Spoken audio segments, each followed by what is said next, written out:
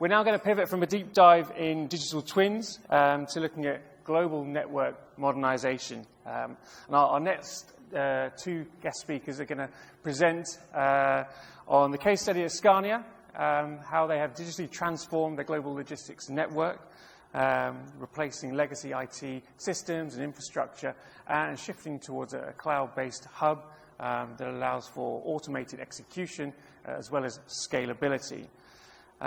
To share how this digital foundation is paving the way for AI-assisted, automated and resilient supply chains, I would like to welcome, first up, the Head of Digitalization and AI at Scania Logistics, Johan Lindell. Johan, please welcome. Thank you. And also, alongside him, his partner in this transformation, and possibly crime too, but we won't go there, the Senior Vice President of Strategic Product Management at Seeberger, Ulf Persson. Ulf, please, welcome to the stage, and I'll hand over to you. Yeah. Thank you. I'll try to coordinate this. And it works. It's all yours. So, thank you very much. Great to be here. Fantastic event. I have to make that. There hasn't been any World Cup comments yet this afternoon, so I do one. It was great to see England for once doing something that makes sense, even if they got some help from the referee. But it was I'm very happy that Sweden did score more goals than you guys, so you need to get it there. But anyway, having said that, we're going to dig into data. There was a good session this afternoon, a very cool session right now. Data is, and I've been working with data in various capacity for too long time, last 30 years. It's a foundation. Today, tomorrow, last week is probably even more important than ever. Consolidation of information. Some of these points that are up here, funny enough, has been mentioned during various sessions as well. It's important to collaborate. You know, how can we share applications, services, what have you, with each other in the ecosystem when it comes to, initiatives in various ways. AI will be, we will discuss this as well. It's not mentioned there, but that's kind of the it's over all of us. 10 years ago it was cloud, and how do we move into this and that, and now it's like how can we utilize the information we have, the information we will get, put this together in the right way, and move forward and do something that makes sense. Today, I think, you may be familiar with IDC, one of the industry analysts. I work a lot with analysts. They claim that there's already today more than 28 million agents out there doing some kind of business works, and they predict that before 2030 there will be 1 billion out of them. And you probably have created some of these, or you will create some of these one way or the other, or your teams. Anyway, having said that, Johan will take over and share the what Scania has done, and also the way you think a little bit, the way into the future. Any comments around the introduction and what I just said? I think I just want to add one thing when it comes to complexity and the disruptive landscape. That we talked a little bit about, we talked about it quite a lot yesterday and some today as well, and that's the competition. If we have a lot of supply chain risk right now in the east. If we look even further east, we have the competition from China that we'll be talking quite a lot about. And it's really nice to have BYD here.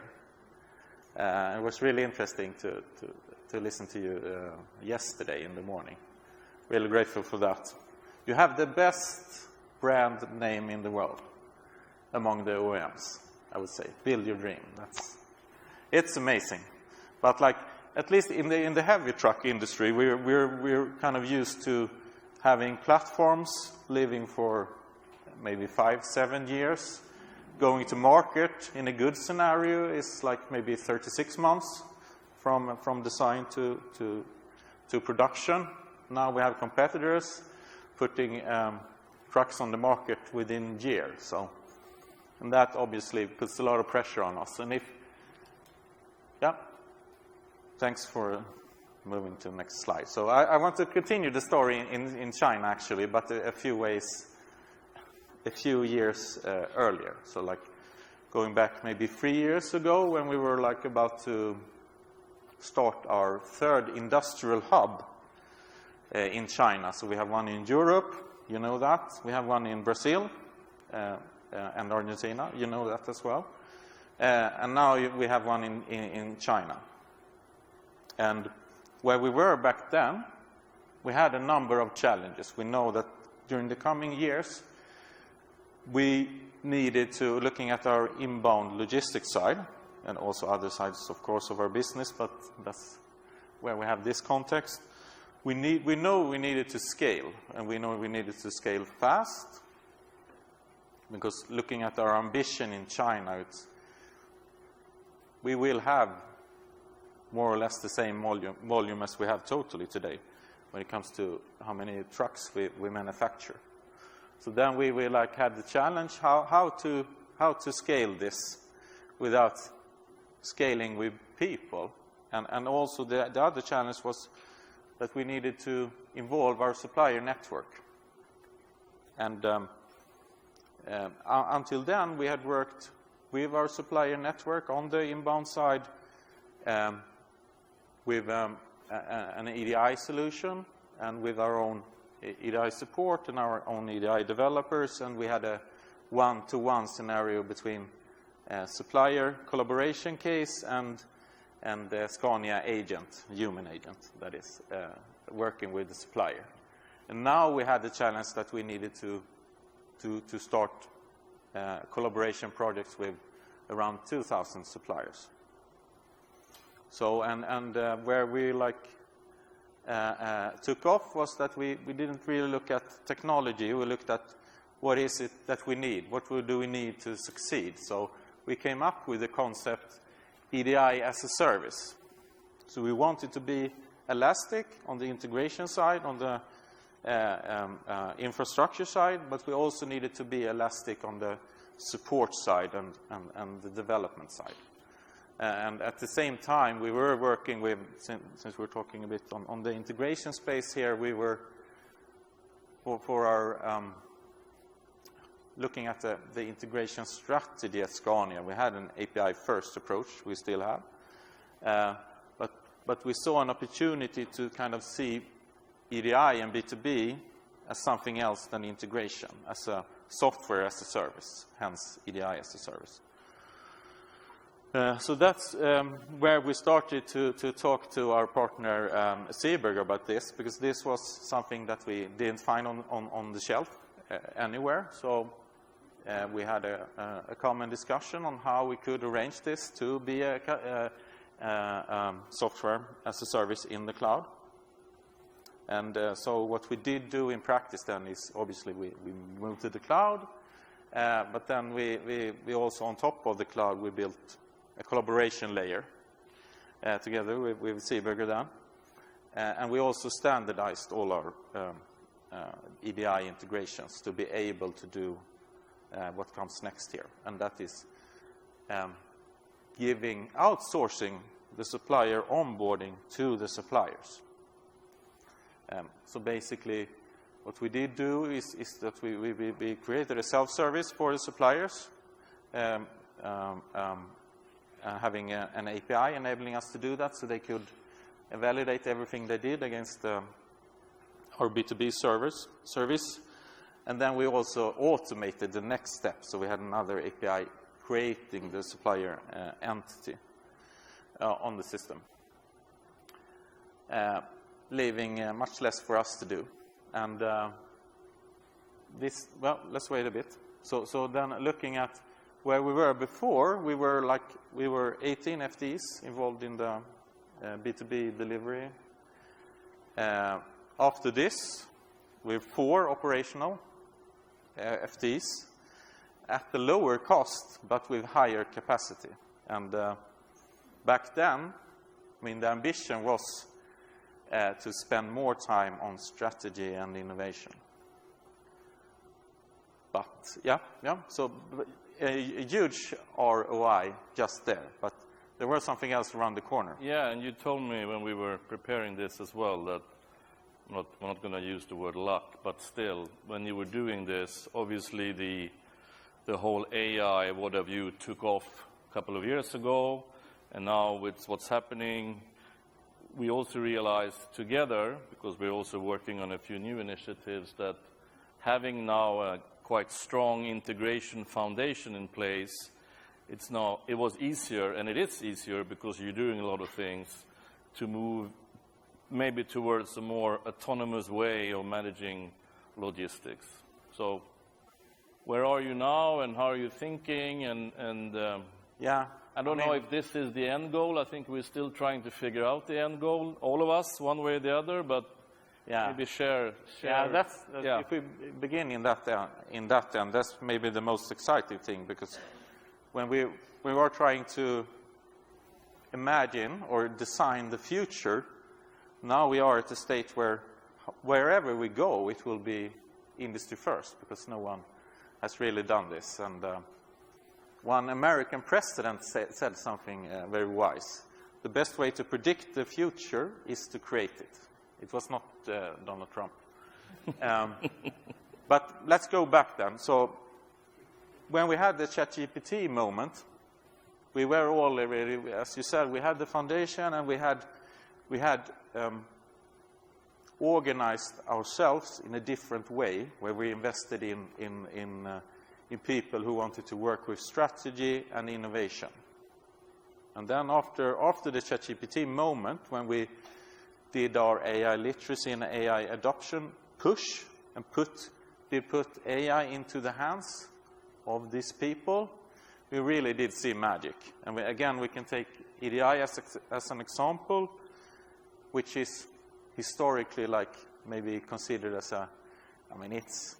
it's as old as SAP, right? So it's kind of a legacy technology, but there we boring but important. Right? Yeah. Depending on who you ask. But. No, but so as a result of the strategy focus there, that was our first AI assistant in logistics. That was Edith. So that was our EDI first line support, and that was come in very handy last year when we were going live in China, so we could offer support 24/7 in any language from anywhere to all our parts suppliers. That's really good. And I was actually talking about this in Automotive Digital Strategies in Munich in mid-November. And then the week after that, we had the second ChatGPT moment. And not the ChatGPT moment, but the agentic moment. Like that's when Claude Code was launched. And then things has really accelerated. And that kind of very fast pushed us into the next phase here. So now Edith, as an example, is not only supporting the suppliers, she's executing autonomous work in our EDI first line context, and she's also now trusted to take decisions. But given all this acceleration, I would say for the last 2 quarters, we've been thinking more and more about, because obviously this does not just happen within inbound logistics at Scania. It's happened everywhere, and we're adding more and more intelligence, and we've been thinking more and more about, okay, what does that mean for the future organization? We talked a little bit about process optimization. I really do believe that we're heading towards the opposite, depth of process, because a lot of our process obsessivity is related to limitations of humans at work, limitations of competence, functional silos, and a lot of handoffs. So from process intelligence to decision intelligence, this is kind of where we are right now, and we have set up a very ambitious North Star on this topic, and we are right now 1 week from concluding what we call our proof lane for L4 full autonomous logistics within one of our business areas, which is packaging in this case. I think it's, from a vendor point of view, we also get these questions, how to start and where to start and how do you do things. Of course, it always depends on, where you're coming from. But it's interesting to see, and maybe, I don't know if it's an automotive pattern, but we have discussions with Volvo Group. They're looking into something similar, obviously. We are also working with some of the German OEMs, and there are similar discussions. We see, maybe a year ago it was more, how can vendors help to be more productive, maybe more from an put the application together perspective, development. But now it's more and more, and that's important. Discussions are more related to insights into data. And also the fact, we were also discussing that, of course, everyone wants the best trusted data, but and I think we will get into some of this in the panel as well. But I think it's important to start. You need to start with something. And we always talk about use cases or a specific initiative, and then build the foundation in parallel as you discuss the strategy. And it seems like you took that, and I can see others thinking the same way. Of course, it could take months or years, who knows, but that's an observation from a vendor point of view. I don't know if you agree or not, but yeah. No, but I mean, now we actually have talking about being resilient. There is not only supply chain resilience, we can also talk about technology resilience, because everything changes so fast. So before we bought the best software for as a perfect fit, and now if we buy it now, it could be irrelevant to tomorrow. So you need to consider that. That's a new thing to consider. You need to consider that whatever asset you buy, it needs more or less to be self-improving now, and also you need to have an agentic interface if you're on the software supplier side.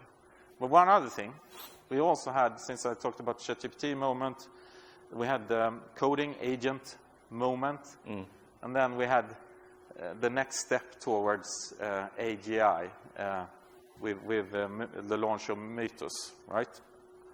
And we all got access to it last week for 3 days. But after that, we learned the next resilience obstacle. Intelligence is not just a commodity now, it's a commodity object to export control, when the White House disallowed non-Americans to use the model. So that's something to think about, also in the resilience context. I think we're getting at the end. I will just... Yeah, we made some people fall asleep, I can say. Yeah. Yep.